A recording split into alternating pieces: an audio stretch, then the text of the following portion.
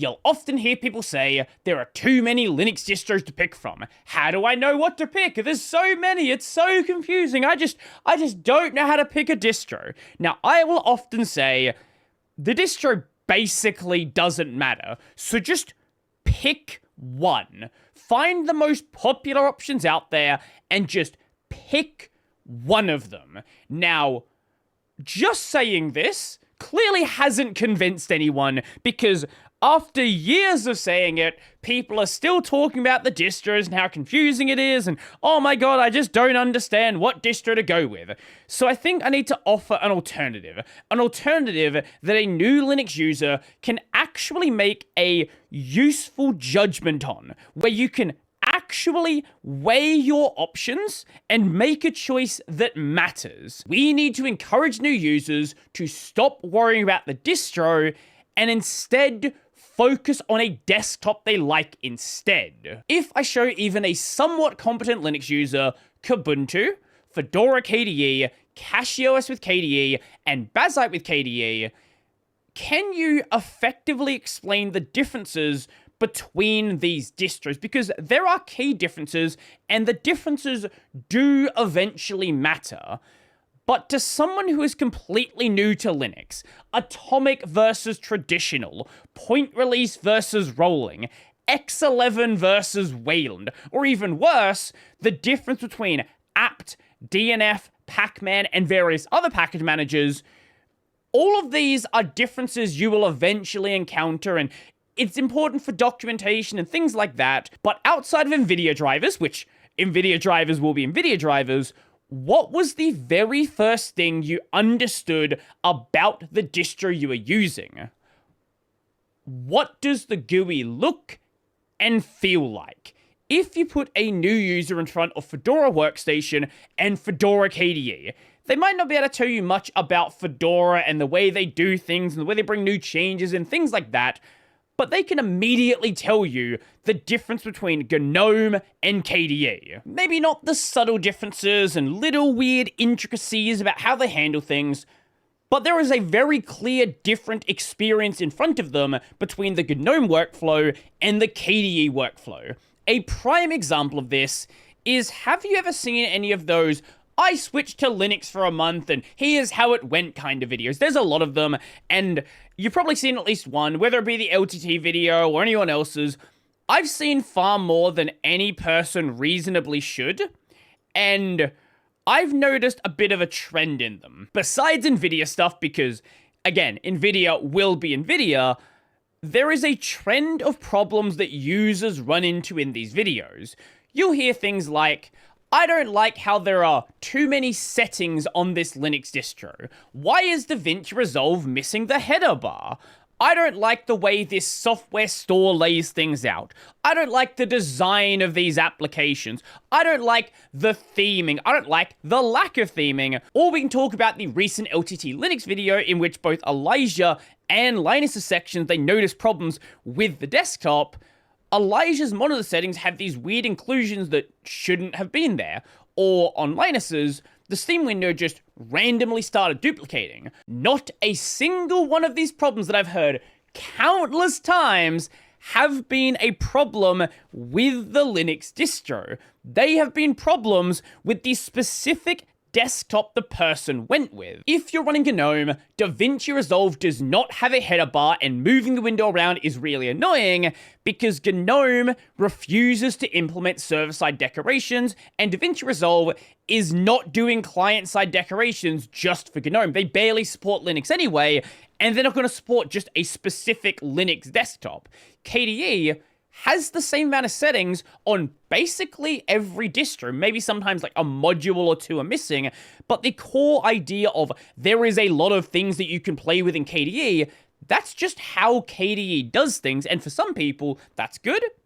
For some other people, they want something a bit more streamlined, and maybe GNOME is much more aligned with what they're trying to do. Basically, every desktop has some sort of software store, and they all lay them out in various different ways, and some of those stores are going to be more aligned with what you're looking for from a store, or if you're in my case, you don't really like the idea of a software store and just don't want to use it anyway. The Cosmic issue where the Steam window was just duplicating, that wasn't a PopOS issue. The reason why it showed up on PopOS is not many distros actually ship Cosmic right now, and if you're playing around with Cosmic, you're probably running PopOS. Yes, there is Fedora Cosmic, and you can run the packages on Arch Linux and things like that, but the majority of people playing around with Cosmic, they're going to be on PopOS, but that problem also happens if you run the exact same version on Arch, on Fedora, on any other distro. We can keep going further and further down the list, but the TLDR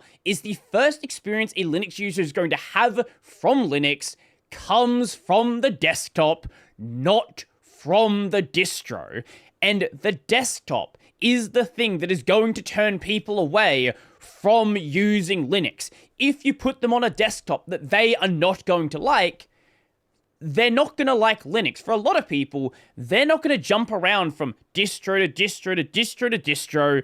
If they try out Ubuntu with GNOME or CachyOS with KDE, and for whatever reason, that specific desktop doesn't vibe with them, for a lot of people, because they're coming from Windows where, yes, there are technically other desktops you can run on Windows, but no one ever does that, if that first experience is bad, for a lot of people, that is the experience of Linux, and they won't think to try something else just to get a different desktop vibe, because, again, everyone's talking about these distros and how distros are different, these distros do different things, not the fact that the main core experience that you're going to feel comes from the desktop, not from your distro. Even more importantly to this, though, is that a regular user, someone who's just first coming over to Linux, they can make a judgment about the kinds of desktops they are and are not going to like. You don't need to be incredibly familiar with Linux to watch a video about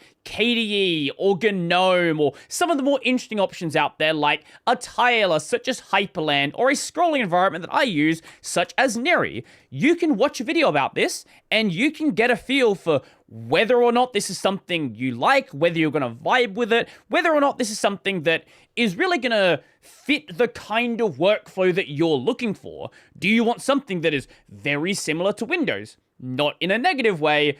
Try out something like KDE, try out something like Cinnamon. Do you want something that is somewhat familiar, but more in line with something like a macOS, for example? Maybe GNOME makes more sense for you. Do you want something that is completely different to anything you've ever tried? Try out a tiling environment, try out a scrolling environment. You can easily understand that, but even as someone who is fairly advanced using Linux, ask them the difference between apt, DNF, Pacman, and various other package managers, and the most you're probably going to get is, oh, they format the commands in this certain way. On apt, they use things like install and upgrade, whereas Pacman, they use these options. And for a lot of people, that's as deep as they get on understanding that, like, lower level distro stuff. When we are talking purely about the differences between Linux distros, unless you're familiar with Linux and know what other distros have to offer, you don't really have a point of reference to understand whether or not that model is something better for you. If I say, do you like the idea of a point release or a rolling release, even if I explain, oh, a point release, they have this core update, and then they add some updates here and there, but it's mainly the same model, whereas a rolling release, they just add updates in whenever the updates come. You haven't tried either of these models. You don't really know what is gonna be better for you. You might have in your head that, oh, a rolling model makes more sense because I want the latest updates, but maybe you actually don't care about that when you actually try it out. But again, with a desktop, you don't even have to try it to know what it is you vibe with. Outside of things just not working, again, like NVIDIA drivers, the first hour, couple of days of using a distro, you're gonna be experiencing the desktop. The longer term experience, that's where the distro starts coming in. And if you're new to Linux, sometimes there are reasons to change your distro. I'm just going to keep bringing up NVIDIA drivers because NVIDIA drivers are such an obvious example. Some distros make setting up NVIDIA drivers a little bit more annoying than others, or maybe have older versions of the drivers and things like that. But if you're vibing with the desktop, there's no reason to also change the desktop if all you want to deal with is the distro having issues with the NVIDIA drivers. So it's important to think about these two things as distinct concepts. Let's say you start on Kubuntu, for example, and you don't like the way Kubuntu does things. If you like KDE, well, there's no reason to also then go to, I don't know, CashOS GNOME. You can go to CashOS KDE, keep the part you like, and replace the part you're just trying to change. We know on Linux that distros and desktops are two very different things, but so much of the discussion is around distros that I think a lot of people just end up conflating the two of them and don't really think about the fact that you don't have to do that. There are distinct things here, and you don't have to change your entire workflow just because you want to change your distro. So it's time to change how we talk to and recommend Linux to new people. To someone who is more advanced, hey, go right ahead, recommend all the distros you want. To someone who actually has some sort of reference, they can make that decision for themselves. But for all the new people, let's start recommending Linux desktops to people, changing that first experience people have for Linux, putting them in front of a desktop that they actually vibe with.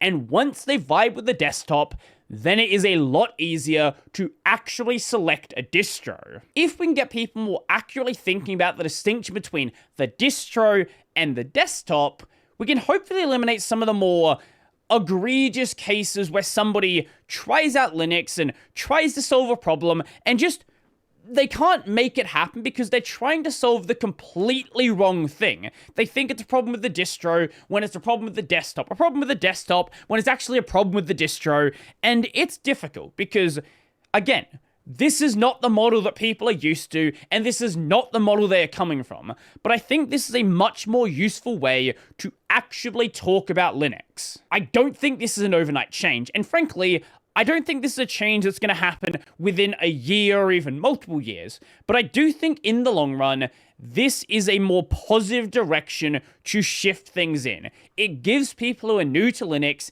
the ability to actually judge what they are looking at, rather than just relying on these honestly terrible listicle sites that in a lot of cases are not even accurate to what the distro is. But what do you think? Do you think I'm completely wrong here, or do you think I'm onto something? Do you think it is a much better idea to have people thinking about the desktop first and then the distro? I'd love to know. Let me know your thoughts down below. If you liked the video, go like the video, go subscribe as well, and if you really liked the video and you want to become one of these amazing people over here, check out the Patreon subscribe star Liberapay linked in the description down below. That's gonna be it for me, and Linux desktops matter.